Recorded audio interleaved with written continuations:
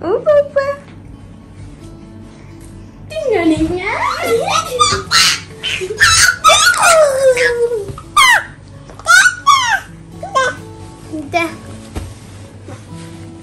Dadah. Dadah.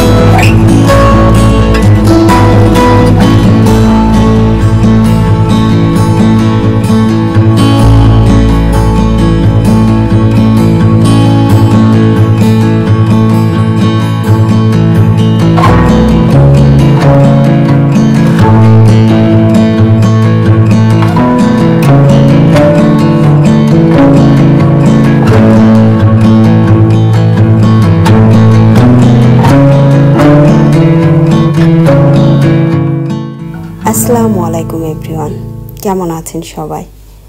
আমরা স্বাধীন দেশের স্বাধীন নাগরিক হওয়ায় আশা করি যে যেখানে যে অবস্থানে আছেন ভালো আছেন। আল্লাহ পাক সবাইকে সুস্থ রাখুন, এই দোয়াটাই করি। আজকে ব্লগটি স্টার্ট করেছি সকাল থেকে। সকাল বললে অবশ্য ভুল হবে, বাংলাদেশে এসে আমাদের ঘুমে থেকে উঠতে উঠতেই প্রায় 12টা বেজে যায়। আমার উঠতে উঠতে 11টা বাজে, বাচ্চাদের উঠতে উঠতে 12টারও পরে প্রায় 12:30 1টা বেজে যায়। কারণ কি হয়, আমরা অনেক রাত জাগি, রাত্রে সোদবাবু ঘুমাতে লেট করে, এই ইয়েতে যারা সাদও লেট করে ঘুমায়, তো 3 ভাই বোন ঘুম থেকে উঠতে অনেক লেট করে। তো ঘুম থেকে উঠে আর ওইভাবে নাস্তা করা হয় না, হালকা পাতলা যাই থাকে আমরা ওইটা খেয়ে তারপরে যে একবারে দুপুরে খাবারটা খেয়ে ফেলি। তো আজকে ঘুম থেকে উঠে দেখি আম্মা সুন্দর সব তরকারি রান্না করেছে। বিশেষ করে আমার এই তরকারিগুলো খুব পছন্দের, মিষ্টি কুমড়া দিয়ে চিংড়ি মাছ, তারপরে করলা দিয়ে চিংড়ি মাছ, সাথে মুরগির মাংসও ছিল। আর আজকে এই রুমটা দেখে অনেক খারাপ লাগছিল, আমার দেবরের রুম এটা। এই রুমে ও যখন থাকতো, আমরা দেশে আসলে যারা সাদ অল টাইম ওর কাছেই বেশি থাকতো, আর আজকে এই রুমটা পুরোটাই ফাঁকা পড়ে আছে। আসলে রুমটার দিকে তাকালেই ওর কথা মনে পড়ছিল যে ও থাকলে সবসময় এই রুমে দেখা যায় যে এই কম্পিউটারে বসে থাকতো, না হলে রুমের মধ্যেই থাকতো। আর আজকে রুমটা এখন তালা দেওয়াই থাকে, যেহেতু নোংরা পড়বে ওই হিসেবে বাড়িতে থাকার কেউ নেই।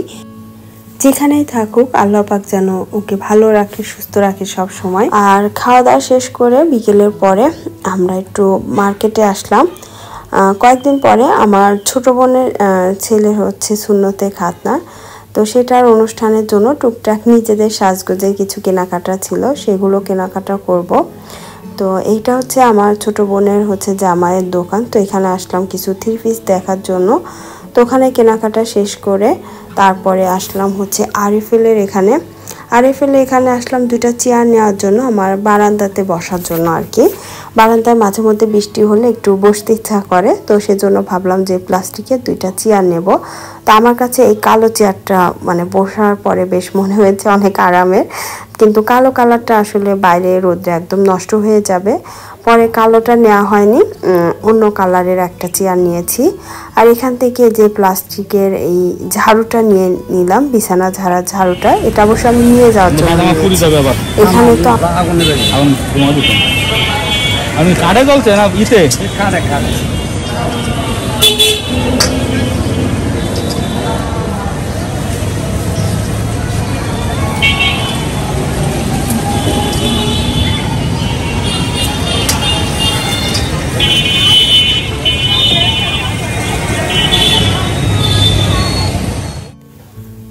থেকে বাদাম, ছোলা ভাজা, বুট 3 রকমই একটু একটু করে নিয়েছিলাম।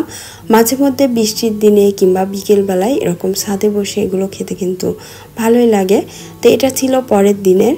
তো পরের দিন বিকেলবেলায় সুন্দর বাতাস হচ্ছিল বাইরে, তো বাচ্চাদের নিয়ে একটু ছাদে আসলাম। এবার আমরা আসার পরে এত বেশি গরম আর তেমন বেশি বাতাসও ছিল না, বৃষ্টিও ছিল না। তো যার জন্য ওইভাবে বাইরে একদম ছাদেও মানে বের হওয়া যায় না।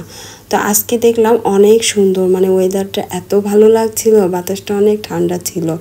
যদিও ওইখানে আমাদের এখানে বৃষ্টি হয়নি, হয়তো অন্য কোথাও বৃষ্টি হয়েছে, যার জন্য একদম ঠান্ডা বাতাস ছিল।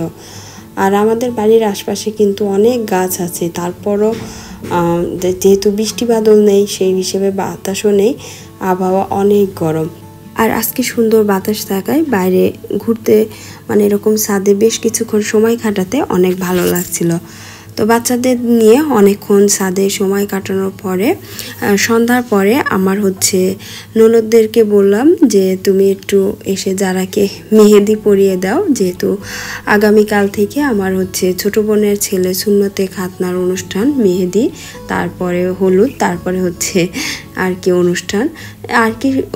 মুসলমানিটা অনেক আগেই দেওয়া হয়ে গিয়েছিল, কিন্তু অনুষ্ঠানটা আমাদের জন্যই ছিল। তো আমরা আসার পরে তো অনুষ্ঠান করছে। তো এখানে যারা সুন্দর করে আমার ননদের থেকে মেহেদি পরিয়ে নিয়েছে, সাথে আমিও কিন্তু মেহেদি পরেছিলাম, যারার সাথে আমিও 2 হাত ভরে একদম মেহেদি পরে নিয়েছি। আর দেশে এসে মেহেদি পরতে আমার অনেক ভালো লাগে, কারণ ওরা অনেক সুন্দর ডিজাইন করে মেহেদি পরাইতে পারে। আমি যদি এত সুন্দর করে মেহেদি পরতে পারি না, তারপরে বাসায় সব কিছু একা অনেক কাজ করার থাকে, তো মেহেদির রঙটা দেখা যায় যে একদিনেই শেষ হয়ে যায়, যার জন্য ইচ্ছা করে না পরতে। কিন্তু বাড়িতে আসলে তেমন বেশি কাজ করতে হয় না আমাকে, আমার শাশুড়ি সব কিছু করে, তো যার জন্য আমাকে মেহেদি পরলে মোটামুটি রঙটা অনেক দিন থাকে। তো আজকে একটা জিনিস আপনাদের সাথে শেয়ার করি। এই যে এই মাদুরটা, আমাদের এদিকে অবশ্যই এগুলোকে পাটি বলে, অনেকে মাদুর বলে, অনেক জায়গায় অনেক নামেই পরিচিত, প্লাস্টিকের এগুলো। তো এই প্লাস্টিকের পাটিটা কিন্তু আমার আব্বুর হাতের এই জন্য বলছি, এটা আমার বিয়ের অনেক আগে, যেহেতু আমার বিয়ের অনেক আগেই তোমার আব্বু মারা গিয়েছে। তো আমি মানে ছোট থাকতেই আমার আব্বু এই পাটিটা নিয়েছিল আর বলেছিল যে আমার মেয়েকে আমি বিয়েতে এটা দেব। তো এটা আমার মেয়ের জন্য কিনলাম। তো এটা বলার পরে এই পাটিটা আমার আম্মু আর ইউজ করেনি, ওইভাবেই আমার জন্য প্যাকেট করে রেখে দিয়েছিল। তো আমার বিয়ের পরে আমার বিয়ের সাথে যে অন্যান্য সামান দিয়েছিল তার সাথে এটা আমাকে দিয়ে দিয়েছিল। তো আজকে যখন এটা তোলা ছিল এতদিন, আজকে এটা যখন পেরে ইউজ করলাম, আমার খুব আব্বুর কথা মনে হচ্ছিল। আমার আব্বুর জন্য সবাই দোয়া করবেন, আল্লাহ পাক যেন তাকে জান্নাত নসিব করেন।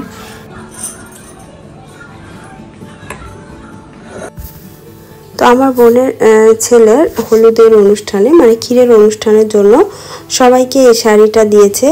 তো এখানে আমাকে, যারাকে আমার শাশুড়িকেও দিয়েছিল। তো এই শাড়ির সাথে ম্যাচিং করে আমি দেখছিলাম যে কোন চুড়িটা পরা যায়। আর রেশমি চুড়ি আমি বিয়ের আগে, বিয়ের পরে, এমনকি এখনও অনেক বেশি পছন্দ করি। আমার অনেক ভালো লাগে রেশমি চুড়ি। আমার বিয়ের পরে মানে যখন আমি বাংলাদেশে ছিলাম আর কি, সব কালারের রেশমি চুড়ি ছিল। তো যে কোনো শাড়ির সাথে ম্যাচিং করে পরতাম। আর এখন তো ওইভাবে শাড়িটাও পরা হয় না, যার জন্য রেশমি চুড়িগুলোও আর পরা হয় না। তো আমার চুড়ির ভিতর থেকে এই কালারগুলো বের করলাম, করে দেখছিলাম যে এগুলো ম্যাচিং করে শাড়ির সাথে পরলে কেমন লাগবে। তো অনেক সুন্দর লাগছিল। পরে অবশ্য আর রেশমি চুড়িগুলো পরা হয়নি। আর এই সেটটা নিয়েছিলাম শাড়ির সাথে, আসলে ম্যাচিং হয়নি, এরকম হলুদ লাল নিলে হয়তো বেশি ভালো লাগতো। তো হলুদ লাল কয়েকটা ছিল, যেটা আমার আসলে আর পছন্দ হয়নি, তো পরে আর নেওয়া হয়নি। তো পরে আমি এই মালা সেটটা শুধু নিয়েছিলাম। নেক্সট ব্লগে আবারও কথা হবে। সবাই ভালো থাকবেন, আমার বাচ্চাগুলোর জন্য দোয়া করবেন। আল্লাহ হাফেজ, আসসালামু আলাইকুম।